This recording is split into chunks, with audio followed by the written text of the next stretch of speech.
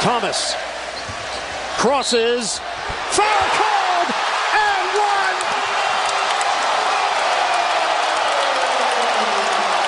Isaiah Thomas has cracked 50. And Markieff Morris has done number 6. And they just don't have any answer. They've tried switches, they've tried trapping, going under Isaiah Thomas right. Salut les gars. Il y a des mecs comme ça qui ont marqué la NBA de leur empreinte. Alors oui, ils seront jamais Hall of Famer. Ce sera jamais des joueurs qu'on citera dans les top 10, même dans les top 20 ou des top 30. Mais c'est des mecs qui ont eu des carrières impressionnantes et qui ont marqué la NBA de leur empreinte, de leur charisme et de leur swag, j'ai envie de dire. Aujourd'hui, dans cette vidéo, je vais vous parler d'un de ces joueurs-là. Son nom, c'est Isaiah Thomas, le petit géant vert de Boston. Donc restez branchés avec moi, les gars. Générique. I don't dream when I'm asleep. I dream when I'm wide awake. That's the difference.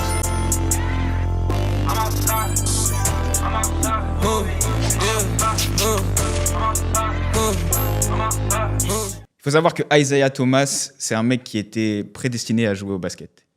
Alors son père a fait un pari avec un de ses potes. Isaiah Thomas, il est né le 7 février 1989 à Tacoma, dans l'État de Washington. Son père, grand fan des Lakers, comme tout mec qui a grandi dans les années 80 du côté ouest des États-Unis, il a fait un pari avec un pote à lui qui était fan des Pistons. Et à cette époque-là, les deux équipes se tiraient un peu la bourre, les Pistons et les Lakers. Et la finale de 89 opposait les Lakers aux Pistons. Et le père d'Isaiah Thomas, il a dit à son pote, si les Pistons battent les Lakers en finale, j'appelle mon fils Isaiah. Sachant que son nom de famille, c'est déjà Thomas. Ça allait faire le petit jeu de mots. Isaiah Thomas, tout comme le joueur des Pistons. Mais là, vous allez me dire, Charles, qu'est-ce que tu racontes? Isaiah Thomas, il est né en février 1989 et les finales ont eu lieu en juin 1989. La mère d'Isaiah Thomas, fervente chrétienne, aimait bien le nom Isaiah, comme dans la Bible. Du coup, ils ont appelé le fiston Isaiah Thomas. Et le père d'Isaiah Thomas, au final, son pari, il l'a perdu. Parce que les Lakers ont été sweepés cette année-là par les Pistons d'Isaiah Thomas, pour le coup. Donc, comme je vous le disais, pour la petite histoire, c'est un mec qui était prédestiné à jouer au basket. Et ça, malgré ses dispositions physiques. Isaiah Thomas, il faut savoir que c'est un mec qui fait 1m75. Déjà, dans la vie de tous les jours, c'est pas très grand, mais pour un joueur NBA, c'est peut-être minuscule. Mais comme je vous l'ai dit, il s'appelait déjà Isaiah Thomas. Et quand il était petit, il voulait entendre parler de rien d'autre, mais du basket. Donc, il a persévéré. Et il s'avère que le petit Isaiah Thomas, c'était pas un mauvais joueur. Donc, il a commencé ses années de lycée au Curtis Senior High School, toujours dans l'État de Washington, où c'était un joueur très intéressant. Il tournait déjà à plus de 20 points de moyenne, c'était un fort scoreur pour un joueur de sa taille. Isaiah Thomas, il faut savoir qu'il est meneur de jeu par défaut, et parce qu'il n'a pas les mensurations pour jouer deuxième arrière, mais c'est un pur scoreur, un vrai scoreur. Malheureusement, comme beaucoup des joueurs de sa génération et comme beaucoup de joueurs qui pensent qu'au basket, c'est un gars qui n'avait pas d'hyper bonnes notes. Et il faut savoir qu'aux États-Unis, ils sont très à cheval là-dessus. Donc, il avait plein d'offres pour aller à l'université, mais malheureusement, lors de sa saison senior, il a dû redoubler. Il a été envoyé dans le Connecticut, à South Kent, où là, il a fait une très grosse saison senior high school, du coup une deuxième saison senior, une saison qu'il a redoublée, où il tournait presque à 30 points de moyenne. Honnêtement, c'était assez impressionnant pour un joueur de sa taille. Donc, il avait plusieurs offres. Mais comme on dit en anglais, home sweet home, il a choisi d'aller jouer pour l'université de Washington. L'État de Washington, pas la ville de Washington, qui est dans l'Est des États-Unis. Donc, il va jouer pour cette équipe-là. Et Isaiah Thomas, il a un mentor à cette époque-là. Il faut savoir que la NBA, c'est un petit monde. Et le basket aux États-Unis, quand vous êtes un mec qui est talentueux et que ça se repère, c'est encore un plus petit monde. Et dans l'État de Washington, il y a deux gars qui ont joué en NBA, qui sont un peu les parrains des mecs de la nouvelle génération. Donc, vous avez Nate Robinson et Jamal Crawford. Et normalement, le premier nom que je vous ai cité, ça fait tout de suite sens avec Isaiah Thomas. Dans le sens où lui aussi, il a joué pour les Huskies de Washington. Lui aussi, il fait 1m75. Lui aussi, il devait aller en NBA. Il est allé en NBA. Il a gagné le concours de dunk 3 fois. Donc, il a directement pris Isaiah Thomas sous son aile. Et il lui a donné la bénédiction pour porter le numéro 2 à l'Université de Washington. Ce qui est assez stylé. Du coup, ça faisait une petite comparaison en mode... on a eu Nate Robinson qui a été un joueur fantastique pour les Huskies de Washington. Et maintenant, on a Isaiah Thomas qui porte le numéro 2, tout comme Nate, qui fait la même taille que lui et qui, pour le coup, est encore un meilleur joueur. Du coup, de base, lui, son numéro, c'était le 11. Mais bref, voilà, il a choisi le numéro 2 en hommage à Nate Robinson. Et c'était un bel hommage. Isaiah Thomas, il arrive saison 2009 à l'université de Washington, donc il joue pour les Huskies, et directement, c'est un joueur qui est très impactant. Malgré sa petite taille, il a des qualités de scoring tellement indéniables qu'en fait, le mec est juste trop fort.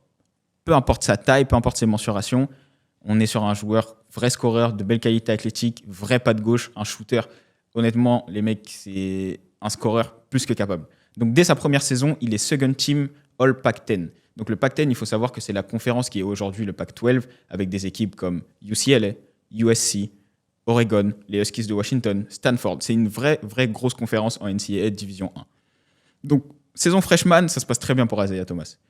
Saison sophomore, donc sa deuxième saison en NCAA chez les Huskies, il passe encore un step. Il est élu MVP du tournoi du Pac-10. C'est pour vous dire. MVP du tournoi du Pac-10, il est Pac-10 All First Team, donc ça veut dire que c'est un des meilleurs joueurs de la conférence. Il est dans le 5 des joueurs de la conférence et il confirme. Mais lui, son rêve, c'est la NBA. Donc il continue de persévérer. Encore une troisième saison dans la fac de Washington. Et il cartonne encore tout. Deuxième fois de suite, MVP Pac-10 Tournament. Cette fois-ci, son équipe, les Huskies de Washington, le gagne en plus. Encore une fois, First Team Pac-10. Et à ce moment-là, Isaiah Thomas, il se dit, mais est-ce que ce ne serait pas le temps pour moi de tenter ma chance en NBA? Il est au sommet de son art. C'est un des meilleurs joueurs d'une des meilleures conférences du pays. Il joue dans une université qui est un mid-major, mais qui est une vraisemblablement bonne équipe. Et vous le voyez par vous-même, c'est un mec qui sait scorer et qui a fait de belles stats.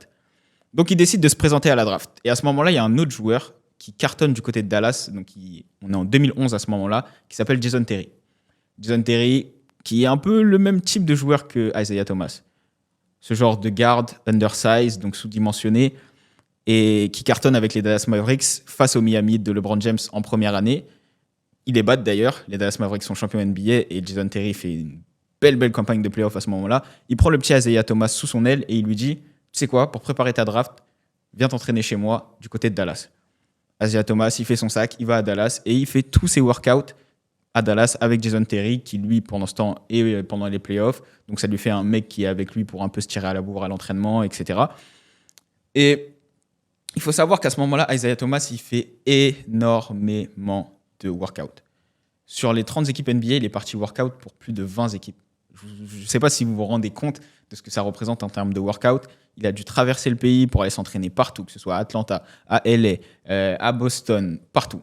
Il savait déjà que, vu sa cote sur le marché, déjà de 1 par rapport à son âge, donc il faut savoir qu'il était en saison junior, c'était déjà sa 3e année de NCAA. En plus de ça, il avait déjà redoublé une classe avant, donc son vrai âge, c'était un senior, mais junior. Donc il avait déjà 22, 23 ans à l'époque. Ce que les scouts NBA n'aiment pas beaucoup. Aujourd'hui, ils aiment ça encore moins. À l'époque, ils détestaient ça aussi. Il fait ses workouts. Il sait que sa cote, elle n'est pas haute, mais il vise fin de premier tour, début du second tour. Donc là, on est entre les pics 30 et les pics 45. Et il a une belle cote. Honnêtement, il a une belle cote, mais trop sous-dimensionnée. Et 2011, il faut savoir que c'est une belle draft. Donc pour vous rappeler, on a quand même Kyrie Irving qui est numéro 1. On a des joueurs comme Jimmy Butler qui sont draftés cette année-là, Nikola Vucevic, Jimmy Butler, Kemba Walker, qui lui est joueur NCAA de l'année à ce moment-là avec UConn, Jimmer Fredette, dont on va reparler un peu plus tard dans la vidéo. Et c'est une belle draft en fait, vraisemblablement. Kawhi Leonard, je crois que j'ai déjà dit, et plein d'autres joueurs de talent. Mais Isaiah Thomas, après tous ses workouts, où il a été plutôt bon, et il le dit lui-même dans plusieurs podcasts, où à ce moment-là, il a été vraiment bon pendant ses workouts. Là où il a pêché, malheureusement, c'est les mensurations. Donc que ce soit l'envergure, la taille, et à ce niveau-là, la NBA, ça ne pardonne pas. Il a quand même une promesse d'une équipe NBA qui sont les Los Angeles Lakers. Les Lakers, il faut savoir qu'à cette année-là, en 2011, ils ont 4 choix au deuxième tour. Et on sait que les choix du deuxième tour des Lakers, on en parle toujours jusqu'aujourd'hui. Donc parmi ces 4 choix-là qui s'étendent jusqu'à la fin du deuxième tour, finalement, ils ne prennent pas Isaiah Thomas, alors qu'on lui avait promis, entre guillemets, qu'ils allaient prendre un garde cette année-là. Donc un garde, un deuxième arrière. Et ils ont choisi des gardes. Et je vais vous donner les joueurs qu'ils ont choisis au lieu d'Isaiah Thomas. Et là, normalement, vous êtes censé tilter. Ils vont sélectionner un premier garde qui s'appelle Darius Morris. Est-ce que vous vous souvenez de Darius Morris? Moi non plus. C'était un garde qui sortait de Michigan, pas mauvais, sophomore, mais qui a pas su s'imposer en NBA. Et lui, il a été choisi au choix numéro 41. Par la suite, ils ont choisi un autre gars qui est Andrew Goodluck, qui lui aussi était un genre d'ailier meneur, un peu à la LeBron James et tout. Andrew Goodluck, aujourd'hui, on ne sait toujours pas qui il est, malheureusement. Ils ont choisi un poste 4, nigérian. Son nom, c'est Chikwudebere Madwaboum. Et jusqu'aujourd'hui, on ne se souvient pas de lui. Et le dernier joueur qu'ils ont choisi, c'est un joueur australien qui est aussi un ailier fort pivot, qui est un joueur soudanais qui s'appelle Alter Majok. Et Alter Majok, il n'aura pas eu la carrière qu'il aura. Tout ça pour vous dire que finalement, Isaiah Thomas, il a été choisi en dernier. Parce que Alter Majok, il a été choisi numéro 57 par les Lakers. Et lui, tout ce qu'il attendait, c'est être drafté par les Lakers. Son père était fan, c'était un peu le fit parfait. Il lui avait promis en plus de le prendre. Finalement, ils ne l'ont pas pris. Manque de chance, ou peut-être avec chance finalement, au vu de comment sa carrière s'est déroulée, il se retrouve chez les Kings. Les Kings de Sacramento, il faut savoir qu'avant Isaiah Thomas, ils ont drafté un autre garde qui était un des meilleurs joueurs universitaires cette année-là à BYU, c'est Jimmer Fredette. Donc ils prennent Jimmer Fredette en garde, ils prennent Isaiah Thomas parce que Isaiah Thomas c'est quand même un bon joueur, et là on pourra avoir le débat. Il faudra me dire en commentaire si est-ce qu'on draft au talent ou on draft au potentiel. Et ça pourrait être le sujet d'une vidéo, parce que j'ai énormément de choses à dire là-dessus. Isaiah Thomas est un des joueurs les plus talentueux de cette draft-là. Malheureusement, comme je l'ai dit, sous-dimensionné, etc., fait qu'il arrive drafté 60e. Il arrive dans une équipe où il y a déjà Tyreke Evans, qui a été élu Rookie of the Year quelques saisons avant, en 2009, si je ne vous dis pas de bêtises. Et ils ont pris Jimmer Fredette, qui est censé devenir ce que Steph Curry est aujourd'hui. Jimmer Fredette, à l'époque, c'était vraiment une star en NCAA. Il jouait pour une mid-major, c'était un shooter capable. C'est toujours un shooter capable. Je vous invite à aller regarder ses highlights du côté de la Chine. C'est un mec qui sait mettre dedans, pour de vrai, Jimmer Fredette. Donc Isaiah Thomas, il arrive au training camp, le couteau entre les dents. Et il le dit dans plusieurs podcasts, ses cibles à l'entraînement, c'était Tyreke Evans, Jimmer Fredette. Les mecs, je vais rien vous laisser. Et force est de constater que Isaiah Thomas, dans cet effectif-là des Kings, qui était vraiment pas bon, et les fans des Kings pourront en attester, il s'impose, en fait. Et très tôt dans la saison, il commence à gratter des minutes, jusqu'à être titulaire. Et il y a un match, moi, qui m'a bluffé chez Isaiah Thomas. C'est un match qui date de février 2012, où il fait son premier triple-double, donc 23 points et 12 passes, face au numéro 1 de cette draft-là, qui n'est d'autre que Kyrie Irving. Et à ce moment-là, on se dit, OK, le petit Isaiah Thomas, il y a peut-être quelque chose. Mais il n'est pas hyper régulier. Donc il fait une première saison à 12 points de moyenne, si je ne vous dis pas de bêtises. Il faudra que je confirme, je vous mettrai les stats de toute façon. Et les stats augmentent, que ce soit sa deuxième saison, troisième saison. Il participe au Rising Star Challenge, etc. C'est un joueur pétri de talent, mais trop sous-dimensionné, ce qui va lui coûter pas mal de problèmes, notamment en défense. Et les Kings, finalement, font le choix de se séparer d'Isaiah Thomas et l'envoient du côté de Phoenix pour une bouchée de pain. Sans vous mentir, je ne me souviens même plus contre qui il a été échangé. Et pour une bouchée de pain, il le trade. Donc il arrive à Phoenix dans un projet un peu flou. Donc là, on est en 2014-2015. Il arrive à Phoenix dans un projet un peu flou où il joue dans un extra small ball avec 3 joueurs sur les postes arrière-meneurs qui sont Goran Dragic, Eric Bledsoe et Isaiah Thomas. Donc vous avez, à 3 mecs, ça ne dépasse pas chacun le 1m90. Et ça fonctionne pas très bien, même s'ils montrent de belles choses individuellement, les 3. Eric Bledsoe qui était plus un genre de garde two-way, fort défenseur, capable de scorer. Goran Dragic, normalement, j'ai pas besoin de vous le présenter, super joueur.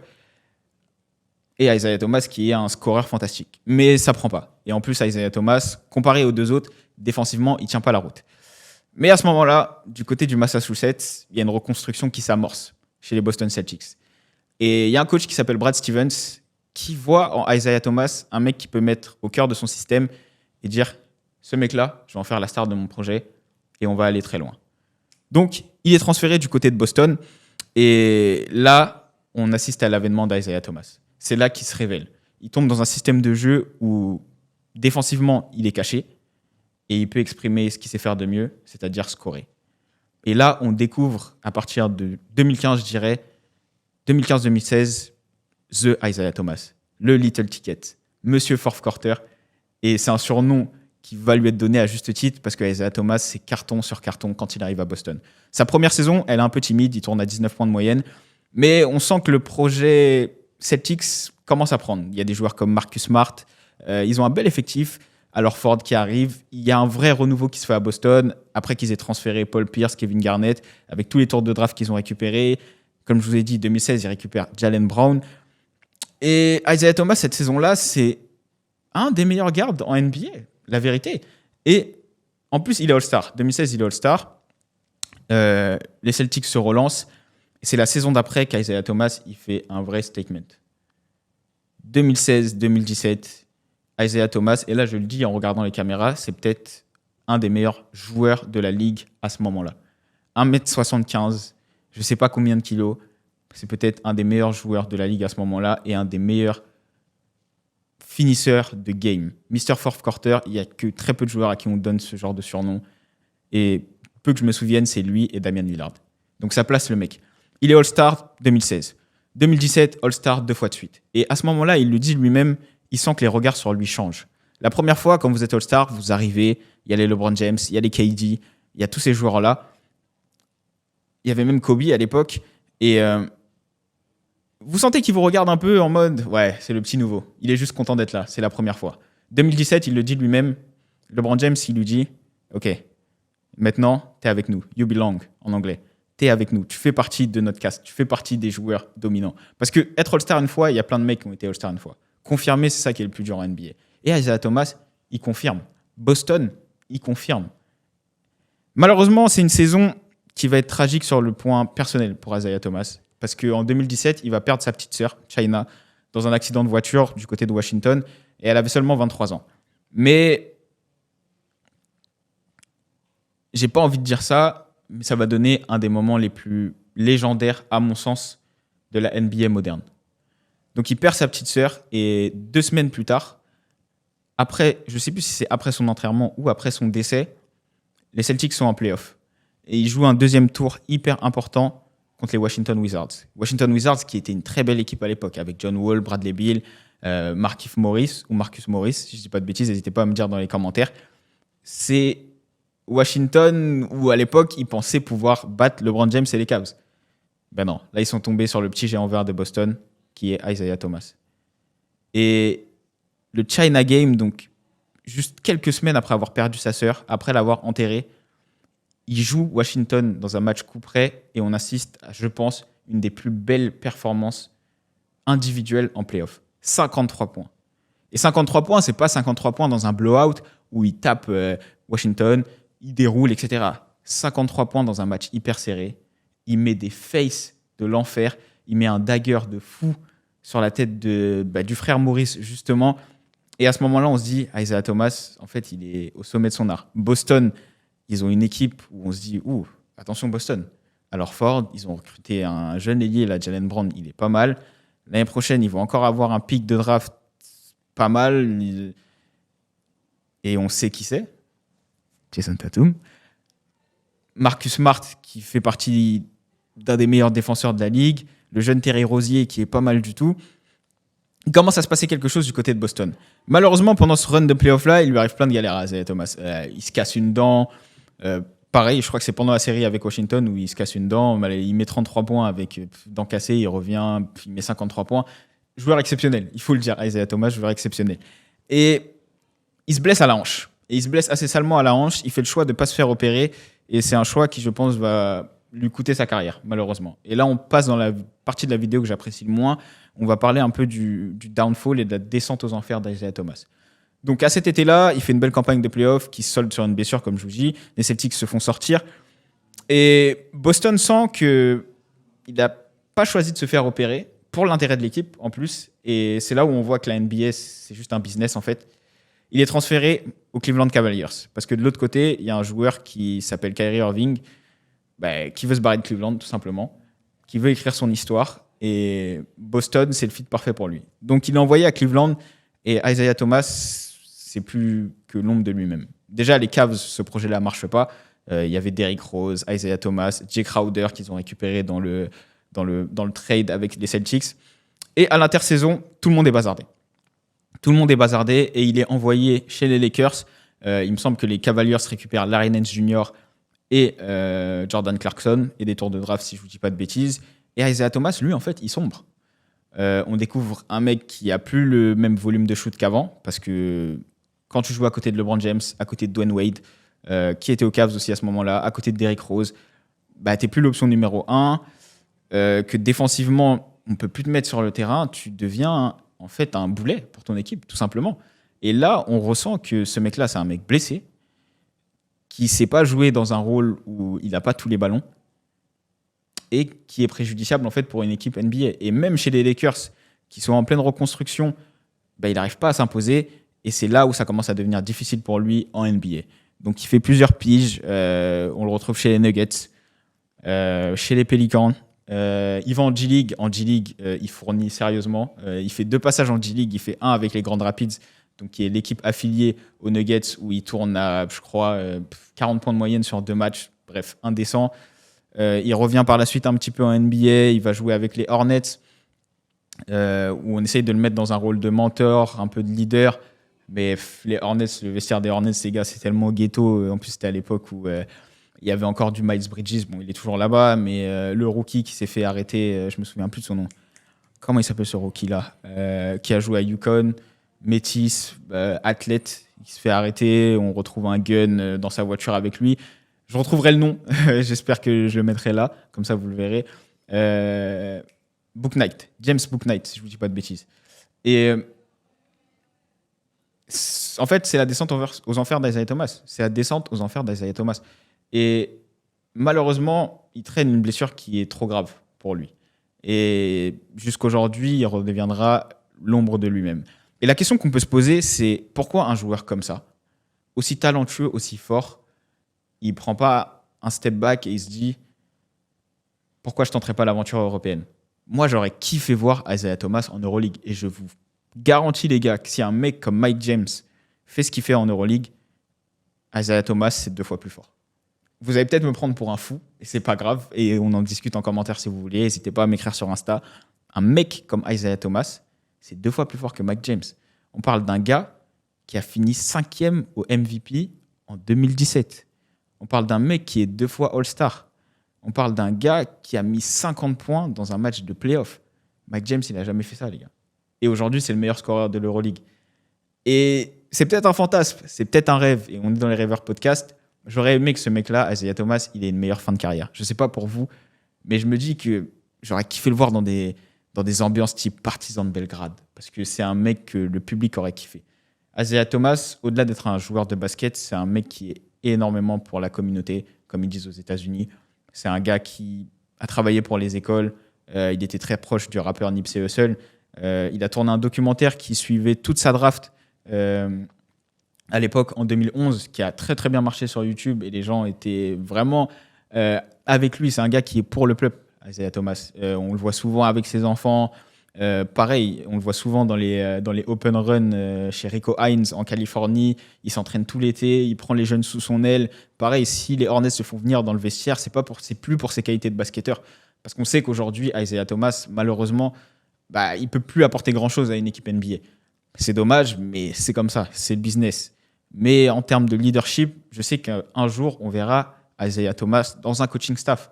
Peut-être pas en tant qu'entraîneur ou entraîneur adjoint ou entraîneur ou head coach, mais je le vois très bien avoir un rôle de player development, enfin de skills development coach, où il va amener les joueurs à se développer individuellement, vraiment être là en tant que grand frère, parce que c'est un mec qui est pour les siens, il est pour le peuple, pour la communauté, il est avec les autres. C'est un gars qui est hyper fédérateur, c'est un mec qui a un tempérament joyeux, c'est un thug de ouf, c'est un gars qui a le Little Man Syndrome. J'aime bien appeler ça le Little Man Syndrome. Vous savez, c'est les joueurs sous-dimensionnés de petite taille qui sont en fait qui ont cette attitude vraiment hargneux, un peu à la Allen Iverson. Pour moi, il rentre dans cette catégorie de joueurs-là. Alors, Allen Iverson, c'est encore plus haut parce que lui, c'est MVP. Il a amené son équipe à des sommets, les Sixers à l'époque, que Isaiah Thomas n'a pas atteint. Mais il rentre dans cette catégorie-là de joueurs sous-dimensionnés qui jouent avec ce chip sur leur épaule, cette pression, cette envie de prouver, constamment de prouver qu'ils font partie des joueurs forts. Constamment cette envie de prouver qu'ils font partie de ces mecs qui sont forts et qui appartiennent au gratin du gratin. Et c'est en ça que je trouve que pour moi, Isaiah Thomas, il a une super carrière. Et je ne sais pas pour vous les gars, mais c'est un joueur que j'adore. Et j'espère qu'ils retireront un jour son maillot à Boston. Est-ce qu'il a fait assez pour que ça se fasse? Je ne pense pas. C'est peut-être l'affect qui parle énormément de mon côté parce que c'est un joueur que j'apprécie beaucoup. Mais je tenais vraiment à faire cette vidéo parcours d'un rêveur pour vous parler de justement de la carrière exceptionnel, à mon sens, qu'a eu ce mec-là.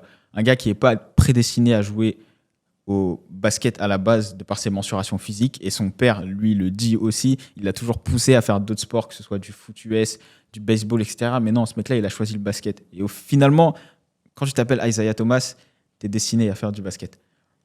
Et il l'a montré.